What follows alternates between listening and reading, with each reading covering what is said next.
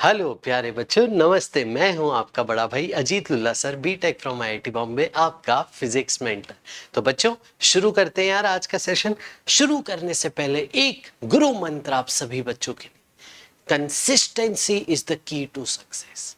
किसी दिन ज्यादा पढ़ाई करना, किसी दिन कम पढ़ाई करना, इसमें अच्छा रिजल्ट नहीं आता है। रोज पढ़ाई करनी है कंसिस्टेंसी के साथ, डिसिप्लिन के साथ। अपना एक विल पावर होना चाहिए, अपना एक सेल्फ डिसिप्लिन होना चाहिए। वो आपको एक स्ट्रॉन्ग हैबिट बनाने में मदद करता है, जो आपको एक अच्छा रिजल्ट लाने में मदद करती है। तो बच्चों, ये एरोडोप की सीरीज है जिसमें हम डेली कुछ कुछ अच्छे प्रॉब्लम्स आपके सामने लाते हैं। इन सवालों को आखिरी तक आप फॉलो कीजिए और आप पाएंगे कि आपका फिजिक्स एडवांस लेवल का होने लगा। तो यही कंसिस्टेंसी बहुत सारे बच्चों की अच्छी लग रही है मुझे। काफी बच्चों के रेगुलर हर वीडियो पे कमेंट आते हैं अटेंडेंस मार्क करते हुए, #8024, #एक्सट्रीम मेहनत, प्रेजेंट सर, डाउट पूछते हुए। ये बहुत अच्छा लगा मुझे। आज का टारगेट क्या है हमारा? आज हम 1.73, 1.76, 1.77 और 1.79 सवाल डिस्कस करेंगे एनएलएम और फ्रिक्शन के। आइए बच्चा लोग, और आगे बढ़ने से पहले एक अमेजिंग सी खुशखबरी है आप सब बच्चों के लिए। बच्चा लोग, आपके लिए 20% ऑफ यानी डबल डिस्काउंट का ऑफर आ चुका है। यस, कितने बच्चे इंतजार कर रहे थे कि कब प्राइस उनको ड्रॉप मिले और वो सब्सक्रिप्शन लेके हमारी क्लासेस में आ पाए। तो बच्चों, प्लस और आइकॉनिक सब्सक्रिप्शन दोनों पे आपको मिल रहा है डबल डिस्काउंट यानी 20% ऑफ, अगर आप यूज करेंगे कोड AT24। सब्सक्रिप्शन लेते टाइम अनअकैडमी पे एक रेफरल कोड पूछा जाता है, उस रेफरल कोड को एंटर करने से आपको डिस्काउंट मिलता है। ये वो कोड है जो आपको हमेशा यूज करना है, AT24। इस कोड का मतलब है we are at work 24 hours. इस कोड का मतलब है एक्सट्रीम मेहनत की कहानी है। इस कोड का मतलब है कि आपको डिस्काउंट तो मिलेगा ही मिलेगा, पावरफुल मोटिवेशन है ये, और आपको मेरी पर्सनल मेंटरशिप मिलेगी। अगर आप इस कोड से सब्सक्रिप्शन लेते हैं, स्क्रीनशॉट मेरे साथ शेयर कीजिए, मैं आपको पर्सनली मेंटर करूंगा आपकी IIT JEE नीट की जर्नी में। तो चलिए बच्चों, देर किस बात की, लिंक डिस्क्रिप्शन में, सब्सक्रिप्शन जरूर ले लेना यूजिंग द कोड AT24। आइए कहानी को आगे बढ़ाते हैं। पहला सवाल आपकी स्क्रीन पे, 3 ब्लॉक्स हैं, M0, M1, M2, इनका मास दिया गया है और आपसे पूछा है एक्सीलरेशन ऑफ M1 बताइए। फ्रिक्शन कहीं भी नहीं है, सब कुछ स्मूथ है। सवाल जल्दी से आप पढ़ सकते हो पॉज करके। सब कुछ स्मूथ है बेटा। M0 एक ब्लॉक है, M1 एक ब्लॉक है, M2 एक ब्लॉक है, और इस पूरी कहानी में M1 का आपसे एक्सीलरेशन पूछा जा रहा है। अब आइए इस पे बात करते हैं। यहां पे देखिए, यहां पे ये वाली जो पुली है, ये मूवेबल पुली है। दिस इज बेटा जी मूवेबल पुली। मूवेबल पुली में याद है कंस्ट्रेंट रिलेशन लगाना पड़ेगा आपको, और कंस्ट्रेंट रिलेशन का कंसेप्ट हमने लास्ट क्लास में भी सीखा था एरोडोप की। Work done by tension on system is 0। Work done by tension on system is 0। अब जब 2 डब्बे होते थे तो पिछले वीडियो में मैंने आपको एक छोटी सी शॉर्ट ट्रिक बताई थी जिससे आप तुरंत कर सकते थे। यहाँ पे 3 डब्बे, तो कैसे करेंगे, आओ इसको सीखते हैं। सबसे पहले मैं आपका एक डायग्राम बना देता हूँ। M0, यहाँ पे एक पुली, यहाँ पे एक पुली, यहाँ पे M1, यहाँ पे M2 है कि नहीं बच्चों? यस, ये फिक्स है। अब ध्यान से देखिएगा, टी करना आता है ना ये पुली बच्चे आइडियल पुली, ठीक है। तो आइडियल पुली में आपका, ठीक है, फोर्स बैलेंस होना चाहिए। तो अगर इधर में मान लो टेंशन T और इधर में मान लो टेंशन T, तो T को बैलेंस करेगी ये वाली अकेली एक रस्सी। तो ये हो जाएगा 2T, और ये पूरी एक ही रस्सी है, तो यहाँ पे आ जाएगा टेंशन 2T। ये हमें अच्छे से आना चाहिए। T करते आराम से आना चाहिए। T आइडियल पुली में T करते आना चाहिए, ठीक है। तो ये T एक अकेली रस्सी इन दोनों को बैलेंस कर रही है, इसीलिए इस रस्सी का आपको डबल टेंशन मिलेगा 2T, और यहां से ये सेम रस्सी है तो इस पे टेंशन मिलेगा 2T। अब देखिए इनके इंडिविजुअल FPD देखते हैं। M1 का FPD क्या कहेंगे आप? M1G नीचे और टेंशन T ऊपर। M2 का FBD क्या कहेंगे बच्चों? M2G नीचे और टेंशन T ऊपर। ये है आपके साथ M0 की कहानी है, सिर्फ 2 टेंशन की कहानी, क्योंकि M0 पे Mg तो बैलेंस हो जाएगा। M0 का नॉर्मल Mg को बैलेंस कर देगा। M0 ऊपर नीचे कहीं नहीं जाएगा, M0 आगे की तरफ जा रहा होगा। ये रहा, करेक्ट। ये हमें फील आ रहा है कि यहाँ पे वजन लगा हुआ है, इसलिए ये तो आगे जाएगा, ये बात तय है। इसके एक्सीलरेशन को मैं नाम दे देता हूँ A0। अब कई बच्चे ये सोचते हैं कि इनका एक्सीलरेशन किधर होगा, कौन नीचे जाएगा, कौन ऊपर जाएगा, कौन है भारी, कौन है हल्का, दोनों है भारी, दोनों है हल्के, क्या होगा, बड़ा कंफ्यूजन। इस पे मैं सब बच्चों को बोलता हूं कि आप एक सिंपल स्ट्रेटजी अपनाओ। आप इस टाइप के सेटअप में एक्सेलरेशन जहां आपकी इच्छा वहां पे मान सकते हो। सोचो अगर मैं इसको A1 से नीचे मान लूं और इसको A2 से नीचे मान लूं, तो सर कैसे मान सकते हो सर आप? ये भारी है तो ये नीचे जाएगा, तो ये हल्का है तो ऊपर जाना चाहिए। हो सकता है आपकी बात सही हो सकता है मेरी भी बात सही हो। सोचो आप लिफ्ट में हो, लिफ्ट में छत से 2 डब्बे टांग दो, अगर लिफ्ट ही नीचे जा रही है तो ऐसा हो सकता है ना दोनों डब्बे भी नीचे जाए, है ना, नेट में तो नीचे भी जा सकता है। ऐसा भी हो सकता है इसका नेट एक्सीलरेशन ऊपर हो, लेकिन हमें तो वैल्यू दी ही नहीं थी एनालाइज करने के लिए, सोचने के लिए कौन भारी है कौन हल्का है। तो हम यहाँ पे कुछ भी मन से अज्यूम कर सकते हैं।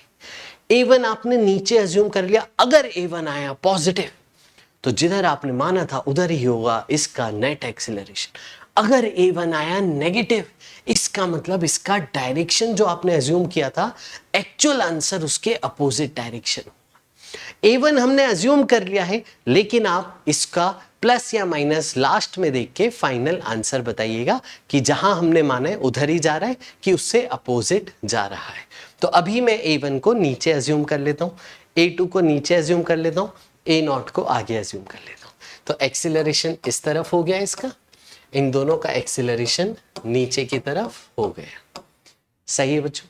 सिंपल इक्वेशंस बना ले। सबसे पहले इसकी equation M1G minus T equal to M1A1। इसकी इक्वेशन देखो, M2G भारी है नीचे आ रहा है, तो M2G minus T equal to M2A2। समझे बच्चा जी?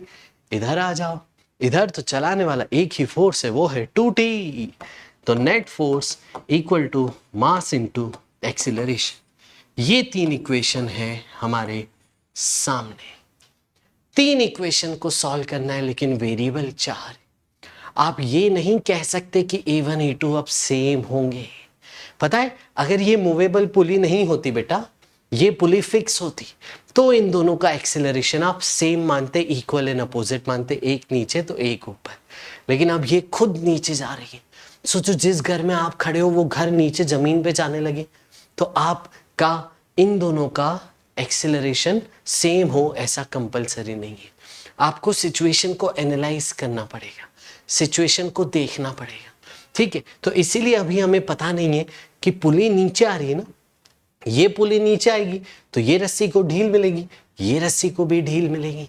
तो हो सकता है ये नीचे जाए, ये नीचे जाए, लेकिन हो सकता है ये ज्यादा नीचे जाए, ये थोड़ा सा नीचे जाए, डिपेंड करेगा इनकी वैल्यूज पे।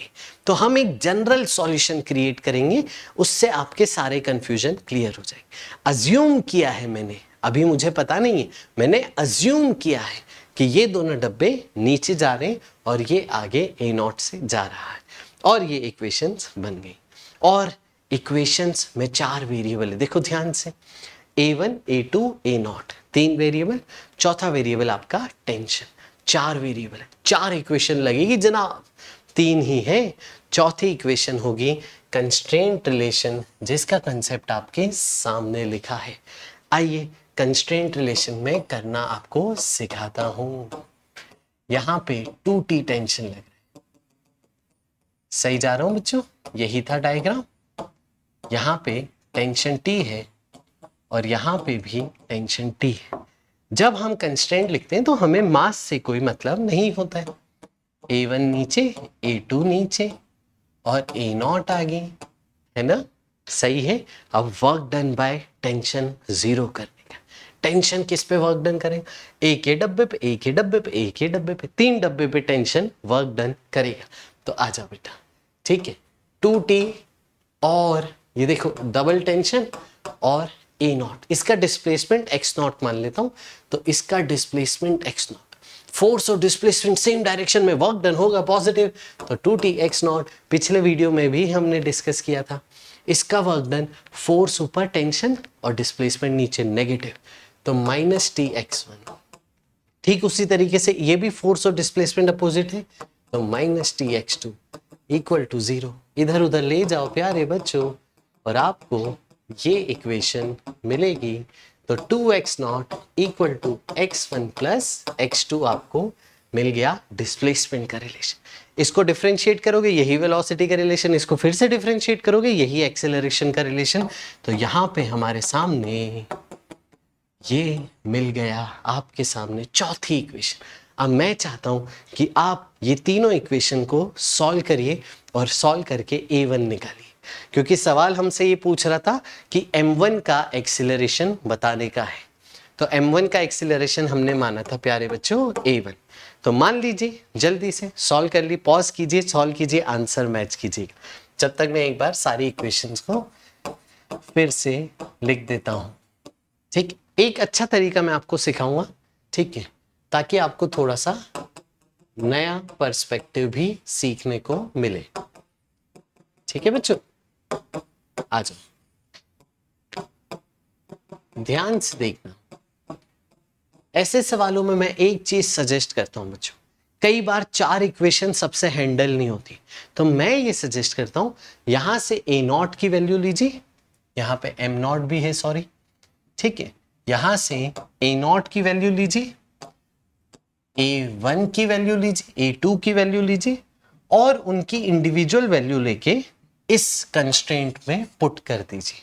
देखो मैं सिखाता हूं कैसे। A0 की वैल्यू देखो आ जाएगी, M0 को नीचे ले जाओगे तो ये मिल जाएगी। A1 की वैल्यू देखो आपको मिल जाएगी, M1 से डिवाइड करोगे तो G minus T upon M1, अलग अलग कर दिया डिवाइड करके। M2 से डिवाइड करोगे ये तो A2 आ जाएगा, ठीक इसी तरीके से G minus t bye M2, ये आपको मिल गया A2। A0 A1 A2 आ गए टेंशन के टर्म में, इन तीनों को यहां पे पटक दीजिए और आपको टेंशन मिल जाएगा। तो नो टेंशन, जब अजीत सर आपके साथ हैं, आपका भाई आपके साथ है, तो नो टेंशन, समझ गए? यस, तो ऐसे आपने यहाँ पे इन इक्वेशंस को सॉल्व करना है। देखो अब थोड़ा सा आसानी से टेंशन आपको मिल जाएगा। देखो इसको सॉल्व करोगे ये मिलेगा 4t by m naught g minus t by m one plus g minus t by m two. अब सारे t एक तरफ ले आएगी तो आपको मिलेगा 4t by m naught plus t by m one plus t by m two equal to g plus g 2g। तो यहां से देखो टेंशन कॉमन ले लो प्यारे बच्चों, तो आपको टेंशन की वैल्यू कुछ ऐसी मिलेगी, 4 by m naught plus 1 by m one plus 1 by m two. तो ये मैंने आपको एक रास्ता दिखाया कैसे इन इक्वेशंस को सॉल्व करना चाहिए। अब इस टेंशन की वैल्यू यहां रखोगे ए नॉट आ जाए, इस टेंशन की वैल्यू यहां रखोगे ए वन आ जाए, इस टेंशन की वैल्यू यहां रखोगे ए टू आ जाए। होता क्या है, इतने सारे वेरिएबल्स होते हैं तो बच्चा घबरा जाता है। अगर आप यही तरीका नंबर्स दिए हो तब फॉलो करोगे तो आसानी से खेल आपका कंप्लीट हो जाएगा। तो बिल्कुल भी वेरिएबल से घबराने नहीं बेटा, एडवांस में मेंस में कई बार वेरिएबल बेस्ड सवाल आते हैं। तो ये टेंशन को मैं यहाँ रख दूंगा तो आंसर आ जाए। आ जाओ बेटा, तो टेंशन जो मिला हम यहाँ पे रख देते हैं, ठीक है बच्चा लोग, है ना? अच्छा मैं एलसीएम ले लूं, ठीक है। देखो अगर मैं यहाँ पे एलसीएम ले लेता हूँ प्यारे बच्चों, तो एलसीएम आ जाएगा m naught m one m two. यहाँ पे m one into m two multiply करना पड़ेगा, प्लस यहाँ पे एम नॉट और एम टू मल्टीप्लाई करना पड़ेगा, प्लस यहाँ पे एम नॉट और एम वन मल्टीप्लाई करना पड़ेगा। तो इसको सॉल्व करोगे तो टेंशन आपको मिल रहा है 2g m naught m one m two upon 4 m one m two plus m naught m two plus m naught m one, ये है टेंशन। अब निकालेंगे ए वन, जो पूछ रहा था सवाल, A1 हमने लिखा था ये, बस इसकी वैल्यू उठा के यहाँ पे पटक दो, आंसर आपके सामने होगा। देखो टेंशन अपॉन M1 तो M1 कट जाएगा, तो 2G M0 M2 upon 4M1 M2 plus M0 M2 plus M0 M1। देखो एलसीएम ले लूं, देखो मैं तो ये एलसीएम ओरली कर सकता हूँ, ये 4 इससे मल्टीप्लाई हो जाएगा, M0 M2 इससे मल्टीप्लाई होगा, मिलेगा M0 M2G minus 2G M0 M2। तो ये 1 है, 1 माइनस 2 -1 बचेगा। तो एक्सीलरेशन देखो, एलसीएम जब आप लोगे ना आपको ऐसा मिलेगा, ये M0 M2 इधर आ जाएगा, ठीक है, plus M0 M1 minus 2 M0 M2 आ जाएगा। देख रहे हो, अपॉन डिनोमिनेटर तो सेम है, इंटू जी हो जाएगा। अब आप देखोगे ये M0 M2 और ये देखो ये 1 है, ये -2, तो इफेक्टिवली -1 बचेगा। तो A1 का आंसर आ चुका है, ये रहा आपके सामने M1 का answer, 4M1 M2 plus M0 M1 plus M0 M2 into g, ये है आपका आंसर। समझे बेटा जी? अगर ये टर्म पॉजिटिव हुई तो हमने जिधर माना था उधर ही जा रहे लाए, अगर ये टर्म नेगेटिव हुई तो हमने जिधर माना था उसके अपोजिट जा रहे। This is the final answer, ये हमें मिल गया। वैल्यूज होती हैं तो आसान हो जाता है। आई होप आपको बहुत सीखने को मिला होगा। अगले सवाल पे चलते हैं। ये रहा अगला सवाल आपके सामने। सवाल देखो बड़ा मजेदार है। In the arrangement shown in the figure, body of the mass 1 is 4 times the mass of 2।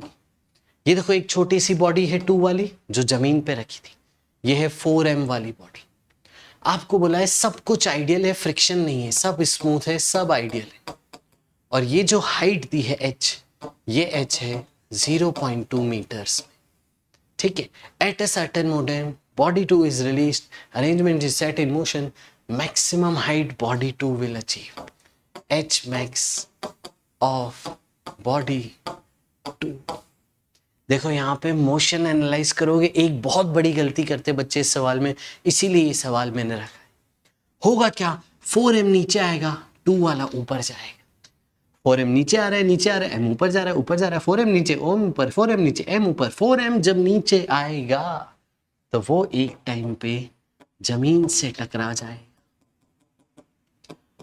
उसके बाद m की स्पीड तो होगी बेटा, तब m की स्पीड होगी तब बेटा। तो 4m जब जमीन से टकरा जाएगा लेकिन m ऊपर जाएगा, आपको ये फील करना था कि इसके बाद, इसके जमीन पे टकराने के बाद ये भाई साहब ऊपर जाएंगे तो रस्सियां ढीली हो जाएंगी, टेंशन 0 हो जाएगा, टेंशन 0 हो जाएगा। उसके बाद ये ग्रेविटी के इन्फ्लुएंस में ऊपर जाएगा। तो m वाला डब्बा इतनी h डैश नाम ले लेता हूं, इतनी हाइट जाने के बाद फिर और extra h double dash gravity के इन्फ्लुएंस में जाएगा। तो यहां पे सवाल को 2 हिस्सों में करना है। पहला पार्ट, ठीक है, 4m की h तक जाने की जर्नी, ये वाला पार्ट आपको करना है। पहले ये करेंगे, ठीक है। अब इस सवाल को 2 तरीके से किया जा सकता है, एक वर्क एनर्जी थ्योरम और दूसरा एनएलएम का कंसेप्ट। एफबीडी बना के एक्सीलरेशन निकाल के किया जा सकता है। वर्क एनर्जी थ्योरम से ज़्यादा आसान हो जाएगा, वर्क एनर्जी थ्योरम से जल्दी हो जाएगा, तो वो भी सवाल में आपको करके सिखाऊंगा, ठीक है। एनएलएम वाले तरीके भी सिखाऊंगा, लेकिन यहाँ पे ऑब्जर्वेशन ये रखना था कि ये है मूवेबल पुली, मूवेबल पुली है और आपके रिलेशन अलग अलग होंगे, इनके कंस्ट्रेंट रिलेशन लगाना पड़ेगा। दोनों डब्बों के एक्सीलरेशन होंगे अलग अलग, तो आप कंस्ट्रेंट रिलेशन जब आप लगाओगे बच्चा लोग, तब आप क्या कर रहे होगे। तब हमने सीखा था कल के इरोडोव के लेक्चर्स में, नहीं देखा है तो देखिएगा जाके। इन दोनों के एक्सीलरेशन का मैंने आपको एक रिलेशन निकालना सिखाया। a2 by a1 is equal to t2 by t1। जब भी दो डब्बे होते हैं तो छोटी सी ये इक्वेशन है, इससे सारा गेम हो जाता है। यही आपका डिस्प्लेसमेंट का, यही आपका एक्सेलरेशन का, यही आपका वेलोसिटी का कंस्ट्रेंट रिलेशन होगा जब भी दो डब्बे होते हैं मूवेबल पुली के केस में। और ये मॉड में होता है, मैग्नीट्यूड का रिश्ता होता है। आओ चलो आगे चलते हैं, अभी कर लेते हैं ये सवाल, ठीक है? अभी कर लेते हैं ये सवाल फटाफट। मैं भी करते जा रहा हूं, आप भी करते जाइए, मैच करिए मेरे जवाब के साथ। ये रहा आपके सामने सवाल, इसका मान लिया A1, इसका मान लिया A2।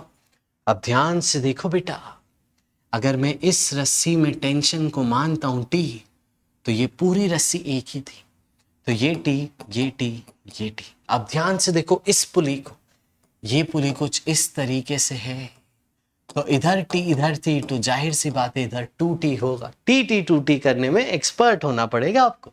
तो यहाँ पे जो टेंशन है वो है 2 टेंशन। अब हो गया सवाल खत्म। A2 के साथ है 2 टेंशन, A1 के साथ है टेंशन। तो यहाँ पे देखिए A2/A1, तो A2 के साथ वाला टेंशन है 2T, वो नीचे आएगा। A1 के साथ वाला टेंशन है T, वो A1 के अपोजिट आएगा। तो यहाँ पे ये मिला हमें रिलेशन, क्रॉस मल्टीप्लाई करते से ही A2 का double is A1। This is the constraint relation जो आ गया। अब सवाल आपके लिए बड़ा आसान हो गया, खत्म हो गया सवाल। यही स्टेप है जो आपको करनी थी, इससे आपका फर्स्ट पार्ट खत्म हो चुका है। देखिएगा जरा ध्यान से कैसे, देखिएगा बच्चों ध्यान से जरा कैसे समझिएगा। अब मैं सवाल को सॉल्व करना चालू कर रहा हूं, ठीक है ना? इसको मैंने A1 माना था और इसका मैंने A2 माना था, ठीक है? आ जाओ, है ना? वैसे ही इसका डिस्प्लेसमेंट x2 मान लेते, इसका डिस्प्लेसमेंट x1 मान लेते। तो रिलेशन क्या आया था? A1 equal to twice A2। तो उसी तरीके से x1 आएगा ट्वाइस x2। अब बताओ, जितनी देर में 4m h हाइट नीचे गिरेगा, उतनी देर में m डब्बा कितना ऊपर जाएगा, उतनी देर में m ब्लॉक कितना ऊपर जाएगा। हो गया सवाल। ये है x2, तो x2 को आप h रखिए तो x1 आ जाएगा। देखिए ध्यान से, x1 आ जाएगा 2 इंटू h। बच्चों कंस्ट्रेंट रिलेशन, मूवेबल पुली, ये अगर h आएगा तो ये 2h ऊपर जाएगा, ये ध्यान रखना। ये अगर h आएगा तो ये 2h ऊपर जाएगा। अब देखो, अब बड़ा मजा आने वाला है ध्यान से समझना, ठीक है? वर्क एनर्जी थ्योरम से मैं सिखाऊंगा, ठीक है? मैं लिखूंगा work done net equal to change in kinetic energy. देखिएगा कैसे, ठीक है? देखिएगा कैसे बच्चों, देखिएगा कैसे, ठीक है? अब ध्यान से सुनिएगा, मजा आएगा आपको, ठीक है? ध्यान से सुनिएगा। इसकी अगर स्पीड v तो इसकी हो जाएगी 2v। ये अगर h आ रहा है तो ये जाएगा 2h। इसका अगर एक्सेलरेशन a है तो इसका एक्सेलरेशन होगा 2a। अब ध्यान से देखना, 4m जब तक नीचे आया तो 4m वाला बच्चे h नीचे जा रहा है, तो इस पे mg भी नीचे है, 4mg है इसका मास, तो mg का वर्क डन इसका पॉजिटिव हुआ, तो इसके mg का वर्क डन है 4mgh। इस पे आ जाओ, इसका डिस्प्लेसमेंट प्यारे बच्चों ऊपर की तरफ है 2h, और इस पे mg नीचे है, तो mg का वर्क डन नेगेटिव होगा इस पे। तो सिस्टम पे, पूरे सिस्टम के लिए वर्क एनर्जी थ्योरम लगा रहे, पूरे सिस्टम पे mg का वर्क डन देख रहे हैं, तो माइनस हो गया mg इंटू 2h। ये टोटल वर्क डन हो गया equal to kinetic energy half mv square plus half mv square. हाँ, स्पीड अलग अलग है तो इसकी स्पीड है जनाब कितनी? v अगर, तो इसकी स्पीड होगी 2v। ये अगर आप समझ गए कंस्ट्रेंट रिलेशन, तो आप वर्क एनर्जी थ्योरम अच्छे से करोगे। यहां पे वर्क एनर्जी थ्योरम लगा के मैं कर रहा हूं, तो यहां पे v रखा, यहां पे 2v रखा।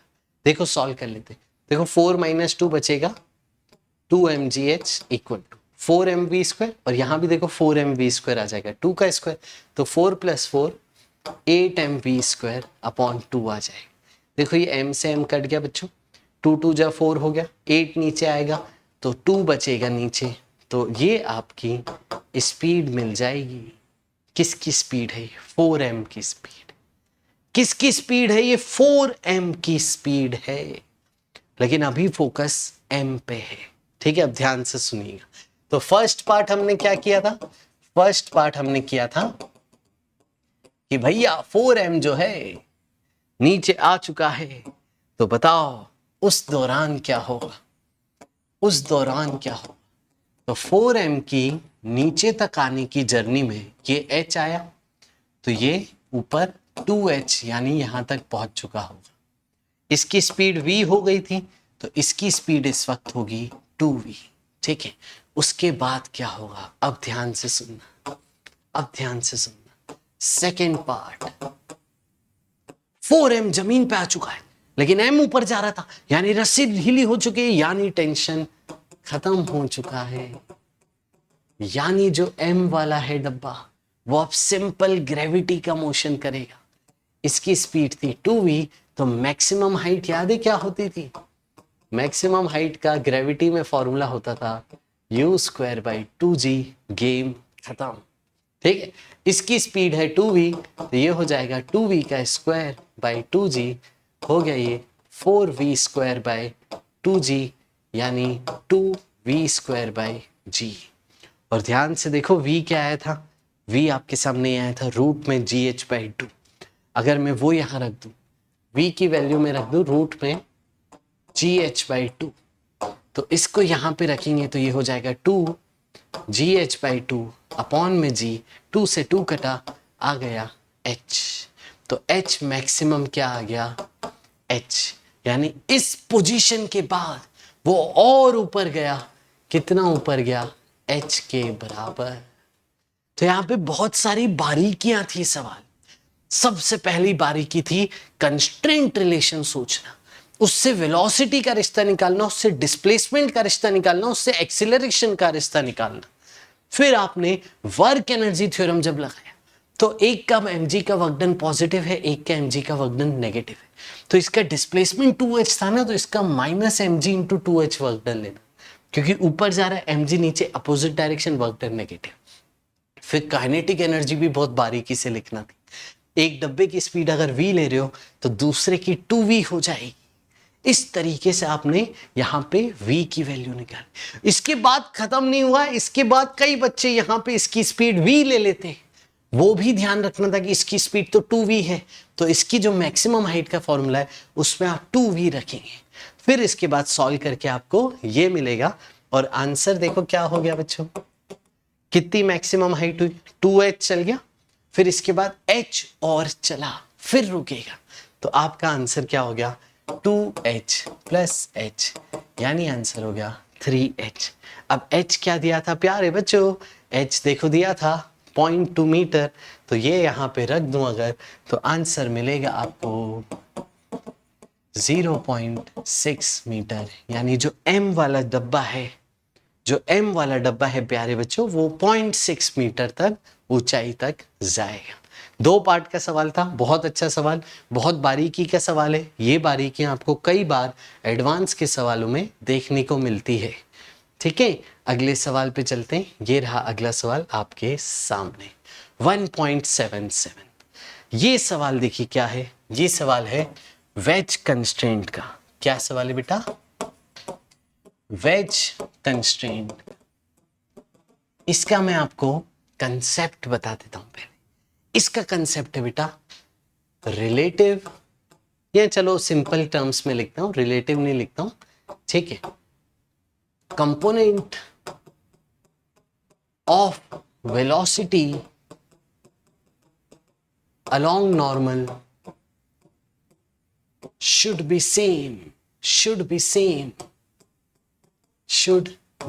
same of all connected bodies, या फिर ऑफ सिर्फ कनेक्टेड बॉडीज। जो भी बॉडीज आपस में कनेक्टेड है बच्चों, जो भी बॉडीज आपस में कनेक्टेड है उन कनेक्शंस का नॉर्मल के अलोंग दोनों की स्पीड सेम होनी चाहिए। कैसे सर, कहने का मतलब बताओ। चलो देखो बेटा, ये आपको मैं नॉर्मल डिफाइन कर देता हूं, ठीक है, ये नॉर्मल डिफाइन कर दिया, इसका मैं y एक्सिस से एंगल थीटा दे देता हूं। अब मान लीजिए दो बॉडीज है, एक बॉडी जा रही है इस तरफ एक्सीलरेशन 1 से, एक बॉडी जा रही है नीचे की तरफ एक्सीलरेशन 2 से। अगर ये बॉडीज आपस में कनेक्टेड है तो इसका कंपोनेंट नॉर्मल पे और इसका कंपोनेंट नॉर्मल पे होगा वो सेम। नॉर्मल पे इन दोनों का इंडिविजुअल कंपोनेंट सेम करना था, ये कंसेप्ट होता है। आ जाओ करके देखते हैं, ठीक है। ये रही आपकी नॉर्मल एक्सिस। अब देखेंगे ध्यान से, नॉर्मल तो y से थीटा बना रहा है इस केस में, ये थीटा हो गया, ये 90, ये 90 माइनस थीटा, तो ये थीटा, ये 90 माइनस थीटा, ठीक है। आप एंगल देख सकते हो, ये थीटा तो वर्टिकल अपोजिट थीटा, तो ये 90 माइनस थीटा से कॉमन सेंस है। नॉर्मल वर्टिकल से अगर थीटा बना रहा है तो नॉर्मल हॉरिजॉन्टल से 90 माइनस थीटा बनाएंगे। अब a1 का इस पे कंपोनेंट क्या आएगा बेटा, a1 cos 90 माइनस थीटा, जो कि बेसिकली हो जाएगा a1 sin थीटा। a1 का ये कंपोनेंट। a2 के साथ देखें, ये रही नॉर्मल। नॉर्मल तो y से थीटा बना रही है, तो नॉर्मल यहां भी y से थीटा बनाएगी। अब a2 का इधर कंपोनेंट सिंपली आ जाएगा a2 cos थीटा। इन दोनों को बराबर करने का है, दोनों का कंपोनेंट अलोंग नॉर्मल होना चाहिए सेम, अगर बॉडीज को कनेक्टेड रहने का है तो। अब ध्यान से देखो, ये सवाल है आपके सामने, एक ट्रायंगुलर वेज ब्लॉक है, सब कुछ स्मूथ है बेटा, इसमें फ्रिक्शन नहीं दिया है। एक ट्रायंगुलर वेज है, ब्लॉक है, इसको धक्का दे रहे, इसको जब धक्का दे रहे तो ये किधर जाएगा बताओ जरा, ये किधर जाएगा, दोनों तरफ से दीवार दीवार है, तो ये एक रॉड टाइप स्ट्रक्चर है जो आगे पीछे तो हो ही नहीं सकता है, तो ये ऊपर होगा। यस। अच्छा, एक और तरीके से सोचो कि अगर इसको ऊपर से धक्का मारो नीचे की तरफ, ये ऐसे धक्का मारो, जो ग्रेविटी ऑलरेडी खींच रही, तो जब इसको ऐसे धक्का मारोगे सब कुछ स्मूथ है, तो ये वेज किधर जानी, वेज नीचे जमीन में थोड़ी जाएगी, जमीन फाड़ के नीचे चलेगी, ऐसा नहीं बोलेंगे कोई भी डिस्ट्रक्शन नहीं करने का अपने को। जब ये नीचे जाएगी, इसको धक्का मिलेगा, ये पीछे जाएगा। यस, ये पीछे जाएगा। अब देखो दोनों का एक्सीलरेशन अलग अलग डायरेक्शन, इसको कह दिया a1, इसको कह दिया a2। a1 a2 में रिश्ता क्या हो, क्या वो बराबर होंगे? गलत, गलत, सरासर गलत बात है, दोनों बराबर नहीं होंगे, अलग अलग डायरेक्शन है। कैसे बराबर बोल रहे हो? नॉर्मल का कंसेप्ट लगाना पड़ेगा, अलोंग नॉर्मल इनकी स्पीड सेम होनी चाहिए, या एक्सेलरेशन सेम होना चाहिए।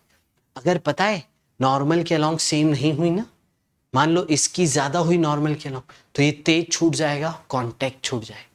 अगर ऊपर वाला तेज आ रहा है, ये धीरे जा रहा है, तो ये इसमें इंसर्ट हो जाएगा, यानी डिस्ट्रक्शन हो जाएगा। डिस्ट्रक्शन नहीं करना है, कांटेक्ट नहीं छोड़ना है, सिंपली बराबर स्मूथ रखना है सिस्टम। तो आपको a1 और a2 का इस तरीके से रिश्तेदारी निकालनी पड़ेगी। आइए सवाल क्या कह रहा है, find the accelerations of rod and wedge B is shown the ratio of mass of the wedge to that of rod is eta. इसका मास दिया है बेटा ईटा, ईटा फेवरेट है इरोडो का ना, ठीक है, और इसका मास दिया m, और आपसे पूछा है कि इनके एक्सेलरेशन बताइए, फाइंड द एक्सेलरेशन। तो a1 और a2 पूछ रहा है, आओ धीरे धीरे इसको खेल खेलना सीखते हैं। सबसे पहले आपको ये समझना चाहिए कि ये एंगल अल्फा है, ठीक है। तो जो नॉर्मल रिएक्शन होता है बेटा, ये नॉर्मल रिएक्शन, ये नॉर्मल रिएक्शन y से एंगल बनाता है, ये आपको याद होना चाहिए, इसको आपको याद होना चाहिए, या फिर आप सिंपल ज्योमेट्री से कर सकते हो, मैं तो बच्चों को बोलता हूँ याद होना चाहिए, फिर कहानी को आगे बढ़ाते, ठीक है। ध्यान से समझिएगा, ये अल्फा हो गया, ठीक है, ध्यान से समझिएगा। चलो आ जाओ, ठीक है, ये a1 से इधर जा रहा है, और ये आपकी जो रॉड थी, ये रॉड a2 से नीचे आ रही थी, दोनों का नॉर्मल पे कंपोनेंट लेके सेम करना है। आ जाओ, तो ये a1 इधर है बेटा, ये नॉर्मल है आपकी, नॉर्मल y से एंगल बना रही है अल्फा, यानी ये अल्फा, तो ये 90 माइनस अल्फा हो जाएगा। तो A1 का कंपोनेंट कितना है बच्चों? अभी किया था एज इट इज सेम होगा, A1 का इधर आ जाएगा A1 साइन अल्फा। ठीक है, A2 के लिए देखते हैं। A2 के लिए नॉर्मल जब बनाओगे तो ऐसा बनेगा, और नॉर्मल देखो y से अल्फा बना रहे, तो ये भी y है, ये भी अल्फा होगा, तो A2 का यहाँ पे कंपोनेंट होगा A2 cos अल्फा। अब आप ध्यान से देखोगे तो इन दोनों को बैलेंस इक्वेट बराबर करना था, तो A2 cos alpha equal to A1 sine alpha मिल चुका है, साइन को नीचे ले आओ तो A1 आ गया बच्चा A2 cot alpha, cos upon sine cot होता है ना, तो ये आपका वेज कंस्ट्रेंट रिलेशन आ गया। अब देखिए कहानी को आगे बढ़ाते हैं। अब ध्यान से देखिए, इनके एफबीडी पे फोकस करेंगे अपन। क्या करेंगे बेटा? इनके एफबीडी पे फोकस करेंगे, इसके एफबीडी पे फोकस करते हैं। अगर आप ध्यान से देखोगे इस वेज पे एक इन दोनों के बीच का नॉर्मल लग रहा है, ये रॉड इसको इधर धक्का देगी नॉर्मल के लॉ ऐसे, और ये नॉर्मल y से अल्फा बनाओ, ये नॉर्मल y से अल्फा। अगर किसी को नहीं पता तो मैं बता देता हूँ, करना भी सिखा देता हूँ, आ जाओ। ठीक है, ये अल्फा, तो ये अल्फा, ये 90 माइनस अल्फा, तो ये पूरा एंगल 90, तो ये अपने आप अल्फा आ जाएगा। तो ये ध्यान रखना कि जब भी इंक्लाइन हॉरिजॉन्टल से अल्फा बनाए तो नॉर्मल बच्चे वर्टिकल से अल्फा बनाएगा, तो इससे काम बड़ा स्पीड अप हो जाता है। ये हो गया। अब और कोई फोर्स तो है नहीं, स्मूथ है, mg नीचे और इस पे नॉर्मल ग्राउंड का ऊपर है, तो ऊपर नीचे तो ये जा नहीं सकता है, सिर्फ इस तरफ जा सकता है। तो इसके लिए इधर की तरफ फोर्स कौन सा हो गया? mg, और जमीन का नॉर्मल तो ऊपर नीचे, तो ये जो नॉर्मल है इसका जो x कंपोनेंट होगा, देखो y में n cos अल्फा, x में n sin अल्फा, ये ईटा m को इस तरफ एक्सीलरेशन देगा। तो यहां पे बड़ी सिंपल सी इक्वेशन आ गई, force equal to mass into acceleration. Acceleration बेटा आ गया यहां से n upon eta m sine alpha, ये आपको मिल गया। ठीक है, अब यहां पे इसकी बात करते हैं, स्मॉल m की। स्मॉल m की बात करते हैं बच्चों, ध्यान से समझना। इस पे नॉर्मल इधर लग रहा है, ठीक है, यहां से उसको जाने नहीं दिया जा रहा है फिक्स से, यहां से उसको जाने नहीं दिया जा रहा है फिक्स से, और mg नीचे लग रहा है, और नॉर्मल जो है y से अल्फा बना है। तो इसका मोशन y का मोशन था, तो इसके लिए सिर्फ y के फोर्सेस देखने थे, mg नीचे, नॉर्मल cos अल्फा ऊपर, और इसका एक्सीलरेशन हमने माना है a2 नीचे की तरफ, तो इसकी इक्वेशन होगी mg minus normal cos alpha equal to ma2। ये आपकी आंसर है। दो इक्वेशन बन गई, ठीक है, और ये तीसरी इक्वेशन, इन तीनों को सॉल्व करके आपको a1 a2 निकालना था। ठीक है सर, इसके x कंपोनेंट का क्या हुआ सर? वो देखो दीवारों से बैलेंस करना पड़ेगा, वो दीवारों से जो नॉर्मल होगा वो बैलेंस कर रहा, तो इसका मोशन प्योरली y एक्सिस का, इसकी y एक्सिस की इक्वेशन, इसका मोशन प्योरली x एक्सिस का, इसकी x एक्सिस की इक्वेशन। फिर देखो अब मैं इसको सॉल्व करना सिखाता हूँ। mg minus n cos alpha, आपको ma2 मिल चुका है बेटा, कोई दिक्कत, n sin alpha equal to eta m a1 मिल चुका है, कोई दिक्कत, बहुत बढ़िया, आसान। अब देखो आपके साथ एक इंटरेस्टिंग चीज है, देखो इधर n cos अल्फा है, अगर इस तरफ cos अल्फा आ जाए तो मैं इन दोनों इक्वेशंस को ऐड करके आसानी से आंसर ले आऊं, एलिमिनेशन मेथड यूज कर। तो इसको मैं क्या करता हूं, cos अल्फा से मल्टीप्लाई करता हूं और sin अल्फा से डिवाइड कर देता हूं इस पूरी इक्वेशन को। तो देखो क्या मिलेगा, sin तो कट गया, cos बच गया, और ये हो गया ईटा m a1, और देखो यहाँ पे cos अपॉन साइन तो cot हो गया, तो ये हो गया cot अल्फा। ये एक इक्वेशन है। फिर एक इक्वेशन थी अभी पीछे, a1 था a2 cot अल्फा के बराबर, उसको भी यहाँ रख देता हूँ, तो n cos अल्फा, देखो यहाँ से क्या मिल रहा है, ईटा m a2 cot अल्फा, ये a1 की रख दी इंटू cot अल्फा, यानी cot स्क्वायर अल्फा आ गया। अब वो देखो यहाँ पे रख के ऐड कर दो दोनों इक्वेशन, गेम खत्म हो चुका है बच्चों। कितनी आसानी से इरोडोव सॉल्व कर रहे हैं। ऐड कर दिया हमने क्या, Ma2 common, 1 plus eta cot square alpha, m से m कट गया, A2 मिल गया बेटा g upon 1 plus eta cot square alpha, और A1 क्या था, A2 इंटू कॉट अल्फा, तो इसको कॉट अल्फा से मल्टीप्लाई कर दो, तो g cot alpha upon 1 plus eta cot square alpha, ये आपका A1 बन गया। A2 बन गया बेटा, A2 और A1 दोनों आंसर आ गए। यही था आपका सवाल, आपने इसका A1 माना, इसका A2 माना, दोनों की इक्वेशन निकाल ली। बहुत कुछ सीखे इस सवाल में, कंस्ट्रेंट रिलेशन निकालना सीखे, और आपका इक्वेशन स्पेसिफिक डायरेक्शन में निकालना सीखे, और सॉल्व करना भी सीखे, और फिर आंसर निकालना सीखे। ये है 1.79, ये आज की क्लास का आखिरी सवाल और है बड़ा मजेदार। ठीक है, जल्दी से ये सवाल को पढ़ो, है बड़ा मजेदार। कैसे करेंगे देखो, चुटकियों में कर देंगे, बहुत मजेदार सवाल है, मजा आ गया। ये देखो एक लाइन में करेंगे, what is the minimum acceleration with which bar A, ये है bar A, should be shifted horizontally, यानी कोई आदमी है जो इसको धक्का दे रहा है, कितने एक्सेलरेशन से धक्का दे, to keep bodies 1 and 2 stationary relative to the bar, इन दोनों को स्टेशनरी रखना है ए के रिस्पेक्ट। इसका मतलब क्या होता है, stationary relative to the bar, मतलब देखो ये मेरा हाथ है, उस पर मैंने एक डब्बा रख दिया, अब ये डब्बा, अरे आराम से, हाँ ये डब्बा इसके रेस्ट पे, इसके रिस्पेक्ट में, इसका मतलब यहाँ तो दोनों रेस्ट पे हो, यहाँ दोनों चले तो साथ साथ चले।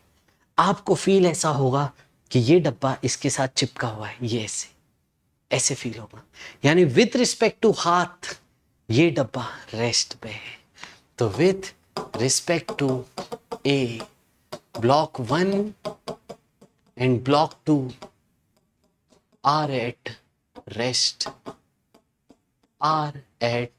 rest। अगर आपको सूडो फोर्स का कंसेप्ट आता है, ये चुटकियों में कर लोगे, देखो सिखाऊंगा कैसे। The masses of the bodies are equal, okay, ये m और m है ये same. The coefficient of friction between bar and bodies is equal to k, यहाँ पे एक फ्रिक्शन है जिसका कोफिशिएंट है k, यहाँ पे भी एक फ्रिक्शन है जिसका कोफिशिएंट है k, ठीक है। अब आपको बोला है masses of the pulley and thread are negligible, friction in the pulley is absent, pulley ideal है। आओ देखें, मान लेते हैं ये डब्बा जो है, ये सिस्टम जो है, आगे जा रहा है एक्सीलरेशन ए से। अब मैं अगर इस चलते हुए सिस्टम पे जो कि है एक्सीलरेटेड, यानी बोले तो non inertial frame of reference, इसके रिस्पेक्ट में देखूंगा दुनिया को, तो दुनिया पे लगाना पड़ेगा एक सूडो फोर्स अपोजिट डायरेक्शन। फिर से रिपीट कर दो, जब मैं विथ रिस्पेक्ट टू ए बात करूंगा तो मुझे बाकी पूरी दुनिया पे एक सूडो फोर्स लगाना पड़ेगा। देखेंगे ध्यान से, ये है 1 और ये है 2, दोनों 1 बॉडी 2 बॉडी, अरे पूरी दुनिया पे सूडो फोर्स लगता है अगर मैं नॉन इनर्शियल यानी एक्सेलरेटेड फ्रेम से देखता हूं। एक्सीलरेटेड फ्रेम से देखता हूं तो पूरी दुनिया पे पीछे की तरफ एक सूडो फोर्स लगेगा, कितना, मास इनटू एक्सीलरेशन, मास उस बॉडी का, एक्सीलरेशन इस डब्बे का, तो इस पे एक फोर्स लग गया ma, और इस पे एक फोर्स लग गया ma, ठीक है। अब 1 और 2 रेस्ट पे विथ रिस्पेक्ट टू a, ये गिवन था। 1 का FBD देखें, mg नीचे, एक नॉर्मल है ए वाले डब्बे के साथ, ए एंड 1 के बीच का नॉर्मल, और एक टेंशन है। 2 के एफपीडी को देखते, 2 पे भी देखो एक नॉर्मल है ए के साथ, ए और 2, mg है नीचे और टेंशन है ऊपर। यहां तक की कहानी क्लियर। अब आपको मिनिमम एक्सीलरेशन फील करना था। मिनिमम क्यों दिया था, मिनिमम एक्सीलरेशन ऑफ ए, आपको दिल में फील होना चाहिए कि एक्सीलरेशन कम है, एक्सीलरेशन छोटू सा है, सूडो फोर्स कम होगा, सूडो फोर्स छोटू सा होगा, तो इसको पीछे जाने की टेंडेंसी छोटी सी होगी, लेकिन इसकी आगे जाने की टेंडेंसी ज्यादा होगी। मिनिमम एक्सीलरेशन मतलब सूडो फोर्स कम है, तो ये आगे जा रहा है, ये नीचे जा रहा है, तो जो टेंडेंसी को अपोज करने वाला फ्रिक्शन है वो इस तरफ लगेगा इस पे, और ये आगे की तरफ जाना चाह रहा है तो फ्रिक्शन इधर, ठीक है, और ये नीचे जाना चाह रहा है तो फ्रिक्शन इस पे ऊपर। खत्म गेम। मिनिमम एक्सीलरेशन का मतलब था सूडो फोर्स कम है, तो इसको हटा दो आप, फ्रिक्शन इधर लगाना था। ये छोटू सा है और इसमें ग्रेविटी ज्यादा होगी। आपको ये विजुअलाइजेशन करना है कि अगर इस पे सूडो फोर्स ज्यादा होता तो इसको पीछे जाने की टेंडेंसी होती, ये ऊपर आ जाता, mg छोटा हो जाता, तो फ्रिक्शन का डायरेक्शन पलट जाता जनाब दोनों पे। लेकिन अभी मिनिमम एक्सीलरेशन है, सूडो फोर्स बारीक सा है, छोटू सा है, तो mg प्रभावी है, mg ज्यादा है, तो ये नीचे आएगा, ये आगे जाए, सिस्टम आगे की तरफ जाना चाह रहा है, तो फ्रिक्शन दोनों को उल्टे डायरेक्शन में अपोज कर रहा है। अगर कहीं पे वो मैक्सिमम एक्सीलरेशन कह देता तो सूडो फोर्स भारी हो जाता, सूडो फोर्स भारी हो जाता तो आपके फ्रिक्शन की टेंडेंसी अपोजिट हो जाती, तो इसलिए फ्रिक्शन अपोजिट लगता। बस यही सोचना था। अब गेम खत्म हो चुका है। 1 वाले डब्बे पे mg नीचे, नॉर्मल ऊपर, टेंशन इधर और सूडो फोर्स इधर, है ना, और फ्रिक्शन इधर। जस्ट स्लिपिंग का केस लेंगे तो जस्ट अबाउट टू स्लिप में फ्रिक्शन को लेते हैं मैक्सिमम, तो फ्रिक्शन हो जाएगा म्यू नॉर्मल, म्यू आपको दिया है k, नॉर्मल हो गया mg, तो रेस्ट पे है विद रिस्पेक्ट टू है तो बैलेंस करेंगे, तो टेंशन देखो किसके बराबर आ गया, kmg प्लस ma। यहां से हो गया, देखो मैं बोल रहा था ना एक लाइन में कर लेंगे, अभी देखो एक लाइन में करके सिखा। सेकेंड वाले का fpd ऐसा था बेटा, ठीक है, और फ्रिक्शन ऊपर।